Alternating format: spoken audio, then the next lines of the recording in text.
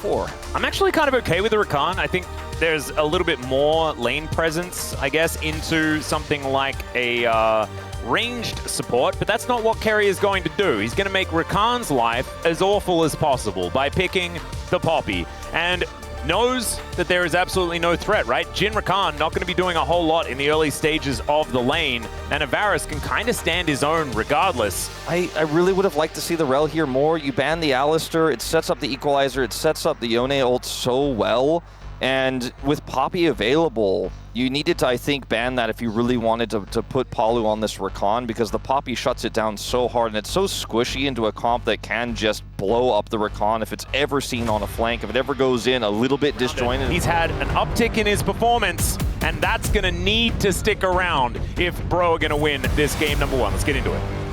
Are able to do together, or what they're not able to do, what they try to do and fail to do, which leads to, you know, sometimes we see flips on the second grub fight. That job here is Closer going to tank a death ray, and Paulo is going to straight up miss the grand entrance and everything else. And as soon as the flash is down, Gumayusi has to play this defensively.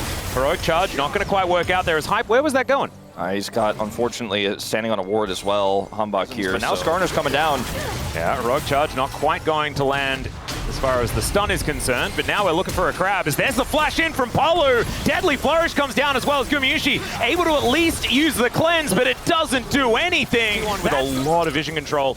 But Palu able to move in towards Faker here. The flash has to respect the Rakan, and no. Okay. But I can theoretically find out.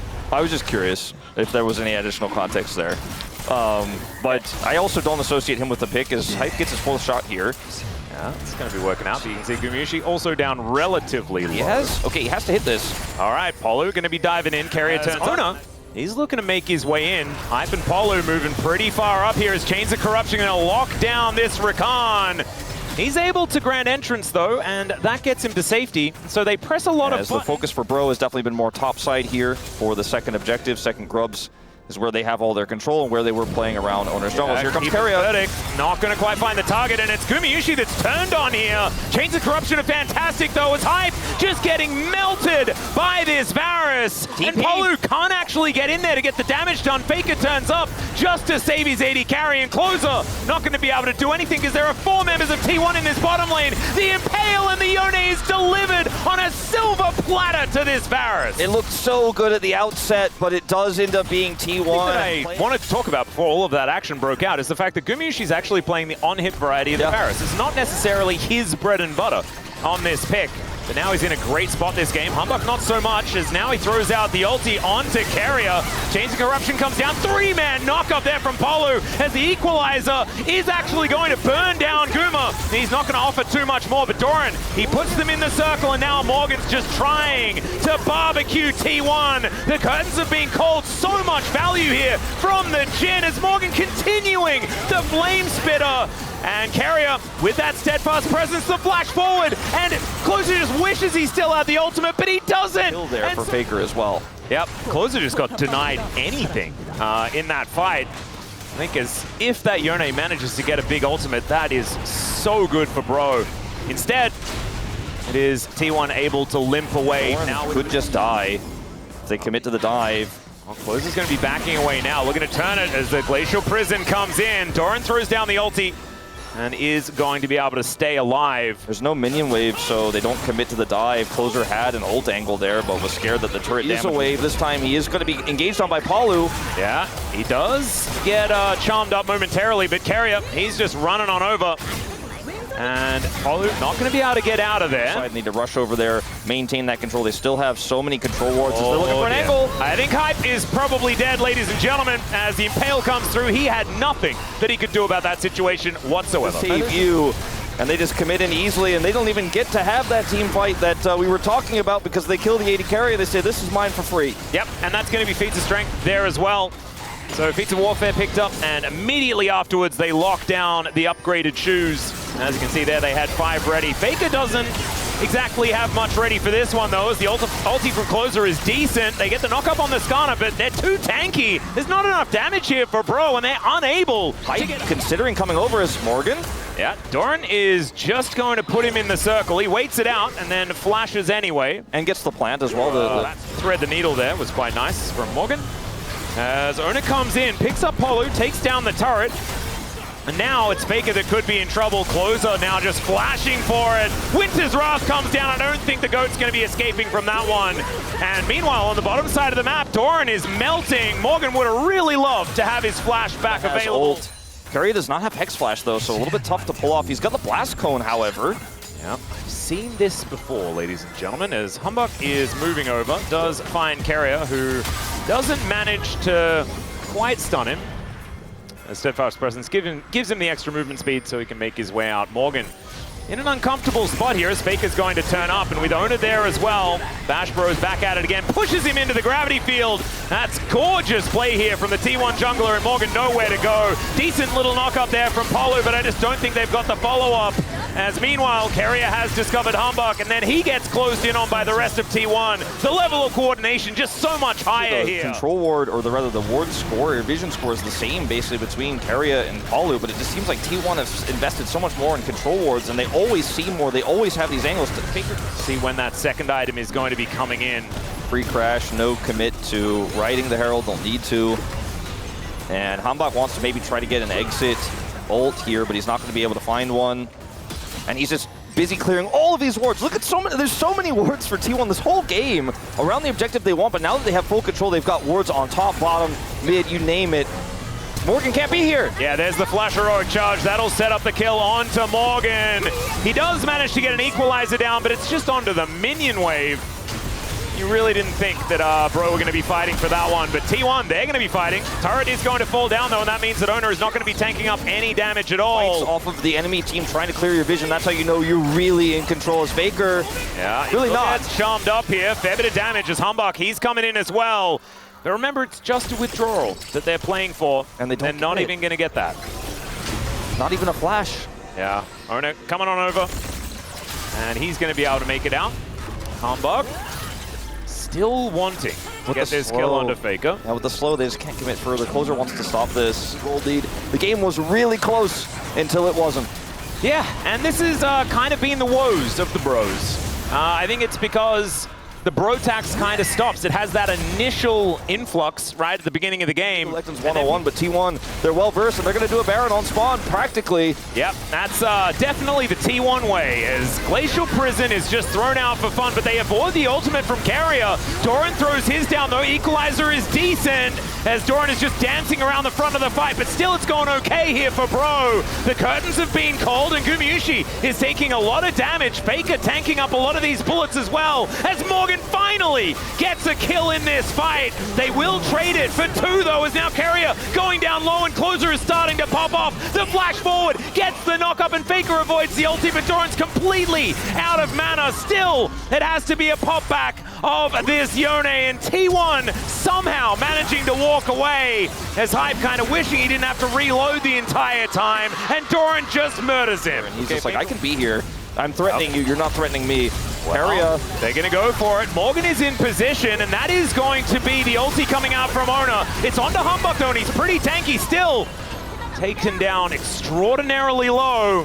And Humbug will survive for the moment, but there's the flash forward from Keria, gets the double knockup. Polu gets the charm onto Ona, and then battle dances his way out as Bros continue. Even that's no kills really going over to T1, but it is going to guarantee their second Infernal Dragon and Infernal Soul point here. So in terms of what they got from it, it's definitely a success. Was backed, and they actually didn't have really strong vision on the Baron, and the damage, even though they have a Jhin, I think maybe T1 miscalculated because of that, is really high on this Rumble, so they can actually do it quickly. Polu, definitely the one that you want to get caught out because he has so much mobility. As Humbug finds the ulti onto Doran, there's the equalizer as well in the choke point. Still, Doran's able to do it, and in goes Ona once again. Somehow Polu finds everyone. Humbug stays alive, but the Rakan instantly murdered. Yeah, they have Baron. They're going to take this red buff away from T1 and continue to pressure this top inner. Yeah, there's the ulti straight onto Doran. Now it goes Closer, though, as Humbug looking to go aggressive as well. Ona moves in as the equalizer goes down and actually just destroys the Aurora. Once again, Ona is going to find Humbug, though, as Closer finding a massive angle, gets on top of Gumayusi. He threw down the ulti, but it didn't land onto the Yone. Still, Guma will survive, and Morgan is barbecuing barbecuing the entire team. There's the fourth shot from Hype as he takes inhibitor. 30 seconds on Faker, and bro, looking for an angle to end here. Oh no, Owner is just melting. Polu goes in, gets the knock up still. Hype just doesn't quite have it, and Owner stays alive, able to actually get the kill onto Closer because he tanked the turret for about 6 million years. Morgan's still going to get some value here in the mid lane. They're not going to find the end they were looking for. I think if they kill Owner or Guma there, they get it as TP comes through from Doran. Morgan may die here. He doesn't get the turret either. Yeah, Morgan is going to come in. There's the flash out from Morgan, but Doran still going to be able to find him. Slows him down momentarily here, but the harpoons land pretty well. Still Carrier so extraordinarily fast. Finally, that scrap shield does come in, and Doran just blows him up. The equalizer is going to be able to get some popcorn chicken, so I guess there's that. Waves. This is actually, bro, with some control of a Dragon Pit. For the very first time this game. Even when they took the Baron, they didn't manage to do that as equalizer to start the fight off as Gumayusi throws down the ulti, but he's immediately, never mind!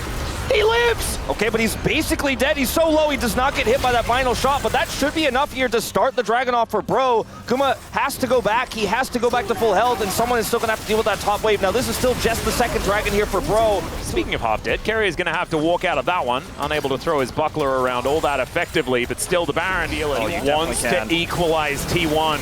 As they're making their way in. Keeper's verdict is going to get them off the Baron, and now T1, they're going to say thanks for the leash. Equalizer finally going to go down as there's the Chains of Corruption. Everything coming out here. Humbug lands a decent ulti, but Carrier's already dead. Still, it's T1 that take down the Baron. Can they keep themselves alive, though? That's the big question. Hype is just trying to walk it off as the bullets stream in. They know the health bar is so incredibly low here as the flash out. Hype stays alive, and he may have just baited T1 into losing everything. Finally, Faker will find it, but is it actually going to be enough? Because I think Owner is just dead, and Closer, like you say, will re-kill this inhibitor and look to just take T1 out. Oh man, Bro outplaying T1 on a Baron, and that is going to be them taking the upset win here in game one. The Baron for Nexus trade, ladies and gentlemen. A tale as old as time. Is Carrier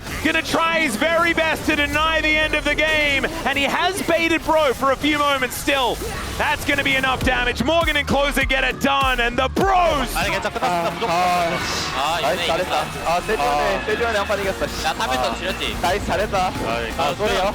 나 살짝 정신이 안 나? 아니 근데 변정에는 그렇게 왜 안 죽었어? 아니 근데 왜 죽어? 나 패간다 했는데. 아 미안. 아니 근데 나 진짜 죽을 줄 몰랐어. 아니 이주연이 이거 진짜 그냥 끝내봐. 딱 끝내줘요. 잘하자. 오케이. 우리 팀 나이스요. 나이스요. 한판 잘해볼게. 잘했어. 가보자 형님. Up to channel his ultimate, and that's where T1 makes the fatal error. They think they can punish the Jhin. They kite up, they're trying to get around, they're trying to get on top of him. Hype also flashes, and sure, he dies, but T1 all die with him, and the Nexus explodes. What a great start to what could be a phenomenal series, Atlas. Yeah, I agree. He's indeed picked up, and I really like going for double range, so you don't get countered. Still, I wonder, though, different options. If they go for the Elise, does Palu just try to counter it with another range support like the Karma or something like that, because they don't have a great front line, and their engage is relatively decent. Like, it's not the safe tank engage, but you've got Ambassador, you've got Ahri.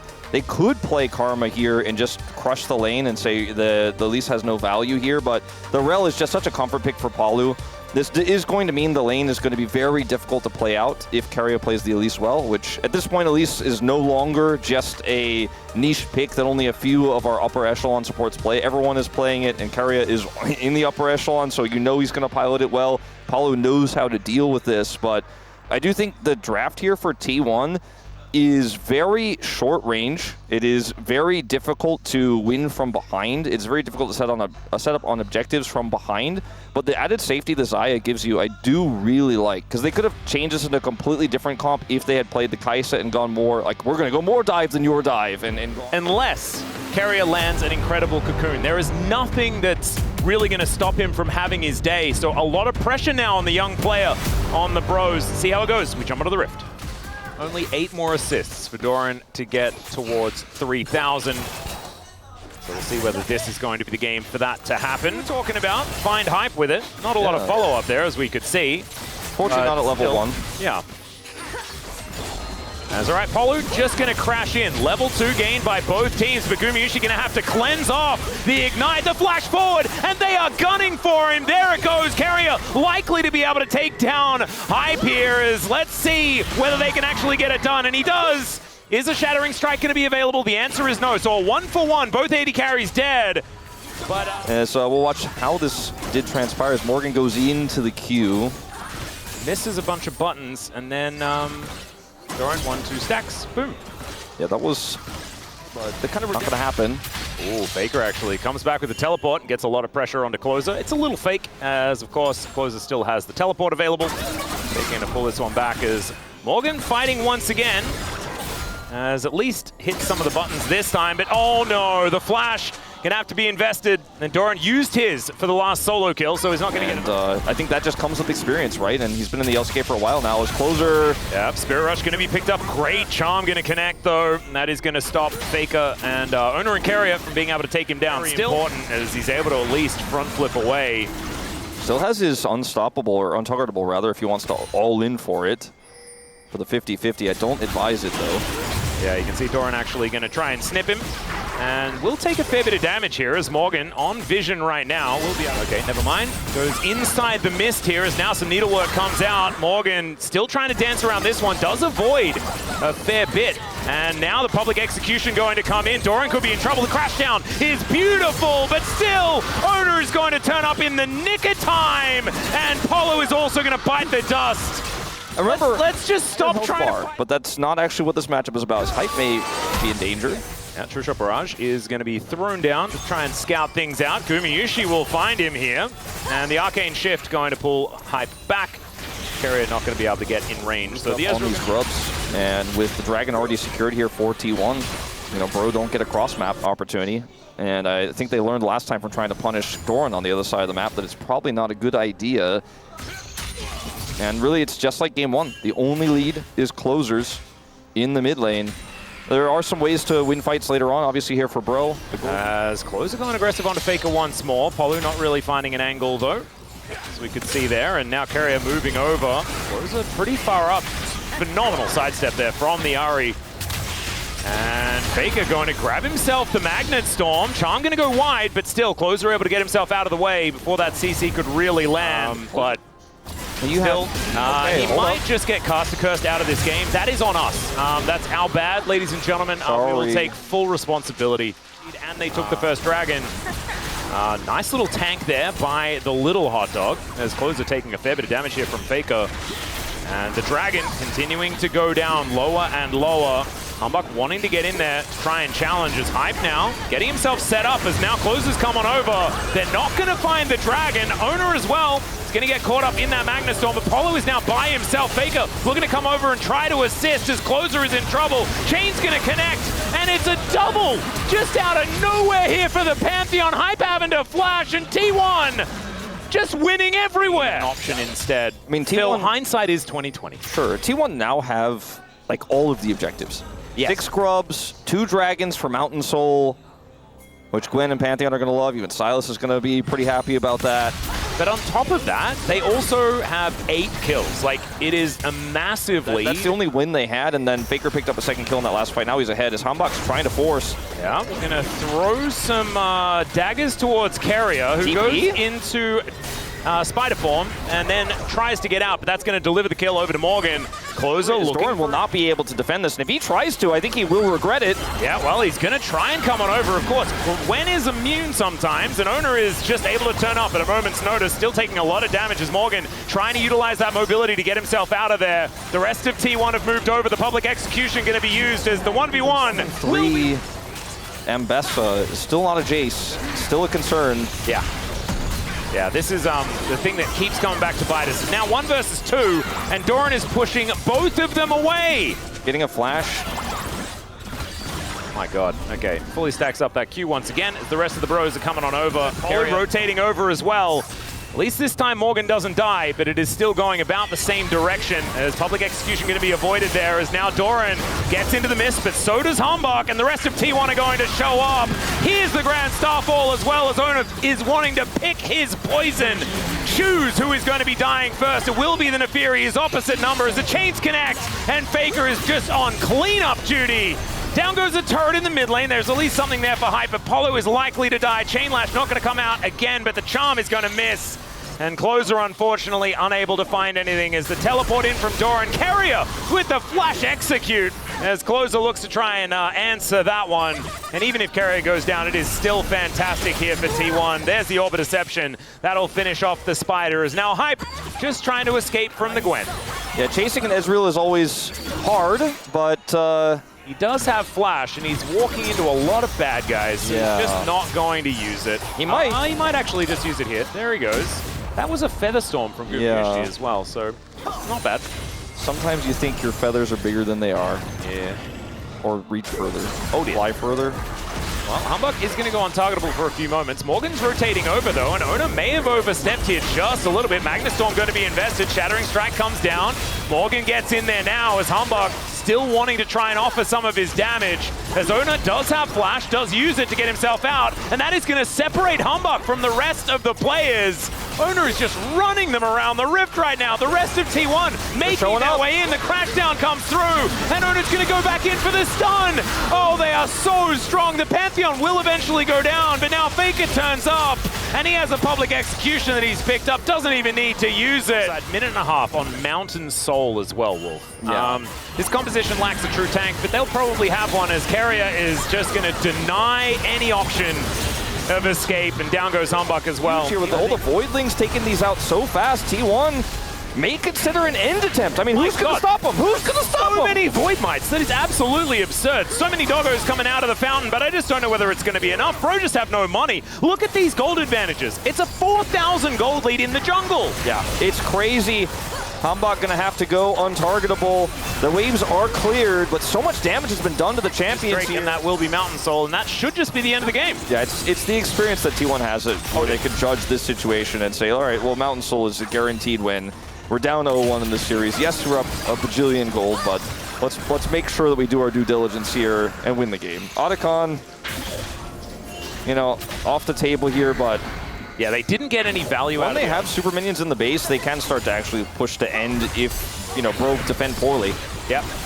And Doran is going to go a little bit far forward and will probably die. There he goes. That's a kill going over to Morgan. Still, the answer was almost there. Faker with the public execution up and available. He would have liked, I think, in that situation, but I think the thought process there is that if they spend everything on me, maybe we can follow up. Speaking of following up. Yeah, public execution going to be used here onto Humbug, who, goes untargetable. Chihuahua situation here in this one. Yeah.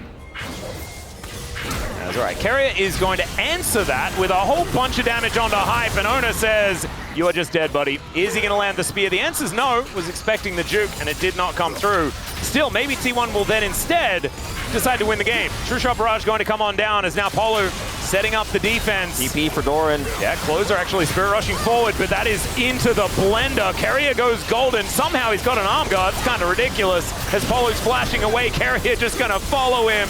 Owner able to push them all the way towards the fountain. Public execution used here from Morgan. He's trying to just get them away from his base. As finally the Pantheon goes down, but so does the Ambessa. And T1 now find themselves in a 3 versus 3. Hijack used here onto the Spirit Rush. And Humbug, what goes up must come down. And now T1 going to finish off game 2. And it is going to go the distance here, Bro versus T1. 해도 돼. 안배는 공 있다. 패면 탔어. 아래. 네, 1번은 좀. 타워 칠수 있나? 타워. 리즈도 세. 아리 에어 몇 타워 세다. 아, 위에 타. 살려줘. 야, 위에 안 좋다. 얘 자꾸 빼야 돼. 어? 아이씨. 아, 이거 다시 돼. 할만해, 3-3이야. 나공 5초. 이즈 노스펠. 맞다.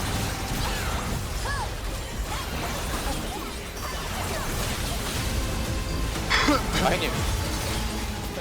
And as a result, T1 just coast to one of our fastest games of the season, 25 minutes here. And Bro, happy that they have blue side selection here for game 3. Yeah, I would agree. Managing to pick up 1 turret and a smattering of kills, but otherwise the entire map was owned by T1. And I swear, so much that stopped the perfect game from existing. Still, it didn't look great. The Nautilus is going to be the last remaining engaged support that could actually come out. Is he so bold to play Aphelios here? Oh my goodness. No, I mean, it has to be, it's got to be Zeri, Zeri right? or Aphelios, right? Like, no, that's not the one. Okay, Lucian, I mean, it feels a lot more like a Gumayusi champ. Yes. It does offer you a fair bit of poke there as well, but it's a lot of dashy and a lot of Talia as an answer. Yeah, the dashes are really good at getting away from some of the other problem CCs here, but the Talia is going to be an issue. And also, when you dash away from Wukong's ultimate, he kind of just follows you and doesn't care and gets on top of you. And if you're running away the whole time with this champ that doesn't necessarily do the same sort of sustained damage, you can have a lot of problems in team fights later on because you're just not able to actually do said damage. And for Bro, it's just a circles comp practically. I mean, you were talking about, unless you wanted to play Cog more, something weird like that. But I think the Lucian, as we saw already, Gumayusi really good at getting maximum damage out of it. Let's dive onto the rift for game number 3. Yeah, we saw it was Diablo that played it yesterday, I'm pretty sure. Looked pretty good on the champion as well. That was just after Gumayusi played it for the first time. Is Hook going to connect here onto Carrier? Of course, Polu. They're split here. Polu is actually going to take a turret shot, and there's the headbutt onto Hype as he takes so much damage. That wraparound was adorable from Carrier. Pretty good at the Viego. It's pretty good at a lot. Whoa, there's the flash in. We saw Chovy do this yesterday. It's a decent seismic shove, but the flash is already down on Closer. And Faker looking to try and get out of there, but Ona's just going to grab the kill. That is a lot of damage from the turret, but Humbug, I don't think he's quite going to be able to lock down this Viego. They at least do trade even on flashes. That is a kill going over on top of the sweeper that Polu already had at the ready.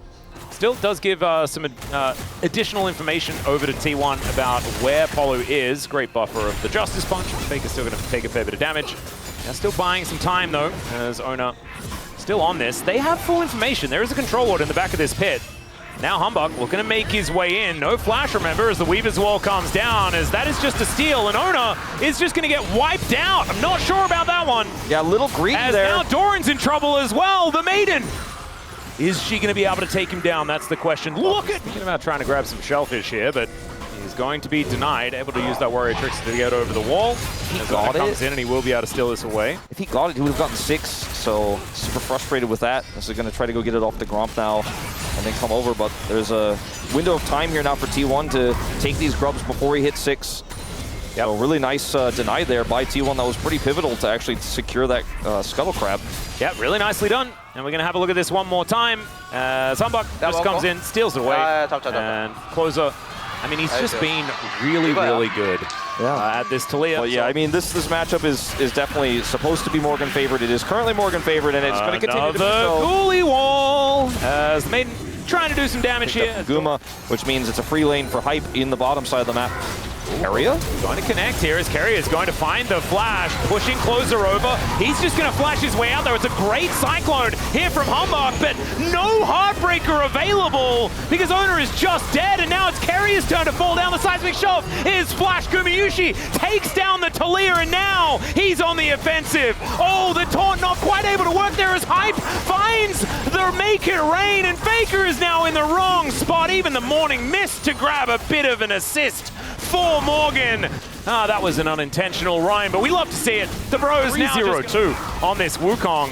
And the Cull hasn't cashed out yet. That's going to happen soon.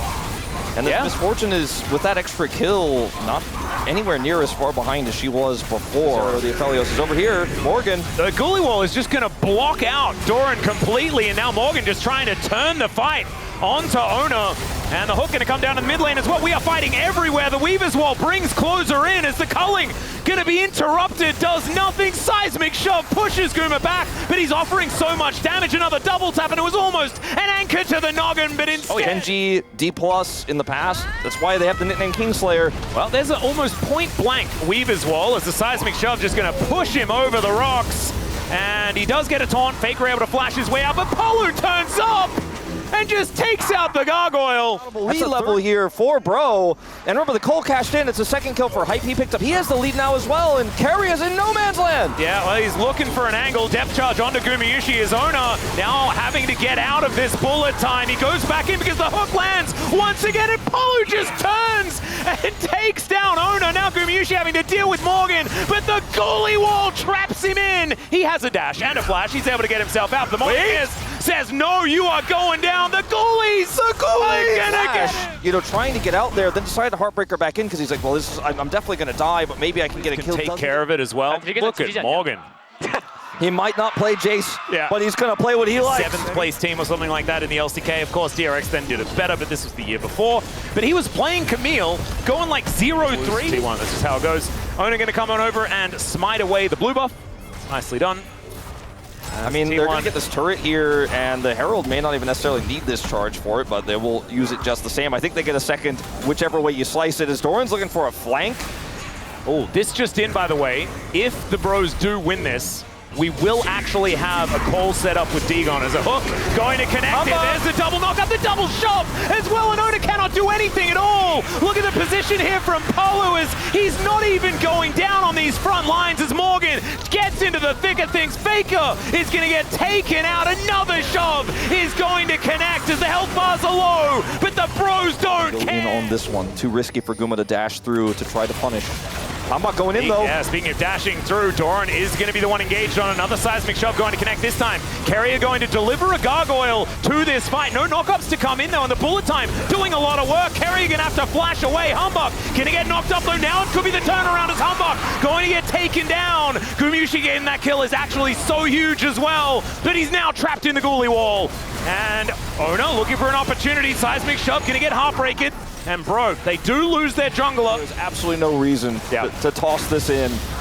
And that is going to be, in fact, bounty gold. Going over to T1 here.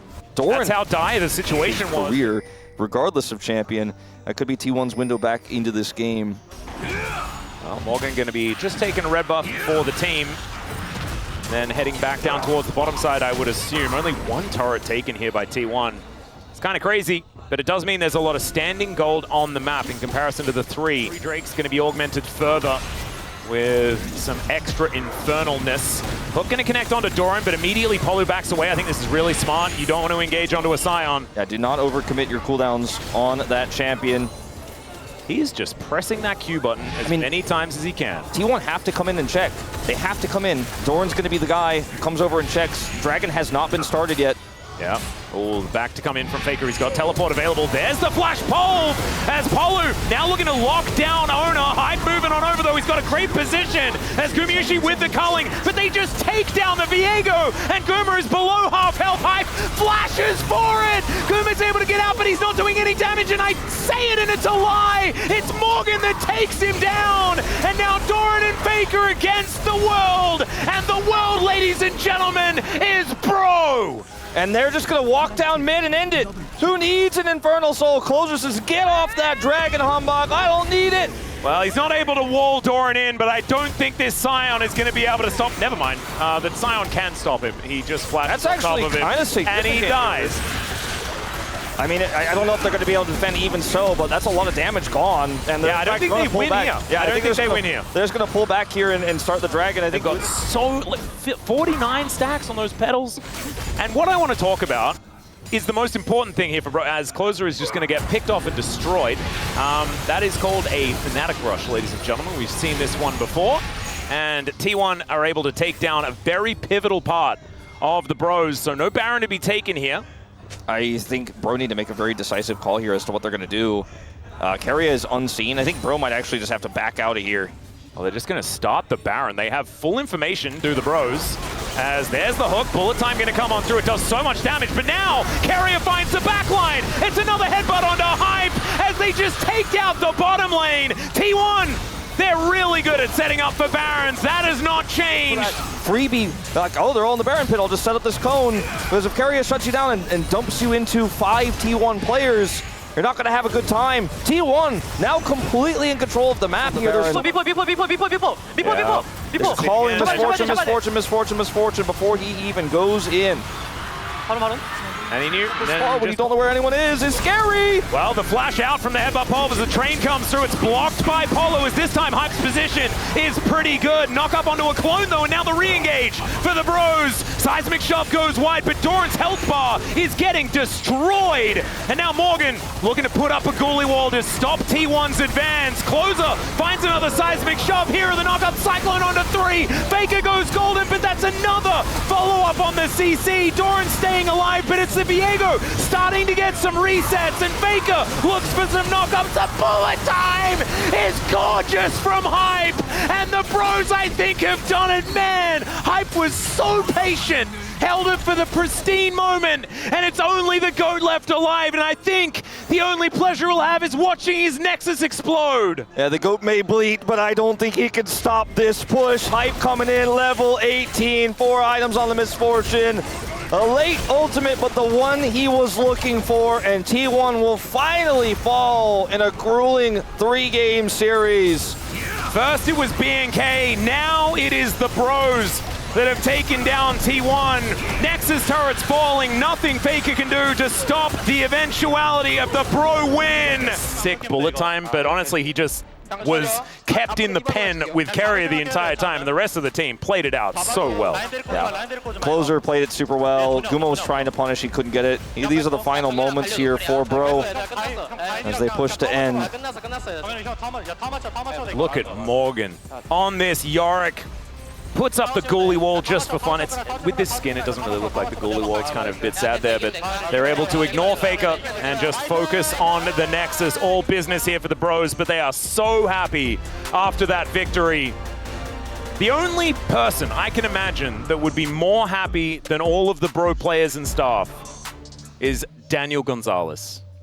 Yeah. Who I think we will have alongside us very, very soon to talk about his feelings. I know watching from home, you made a comment about yelling at the screen. I could hear him, yeah. And yeah, he was indeed yelling.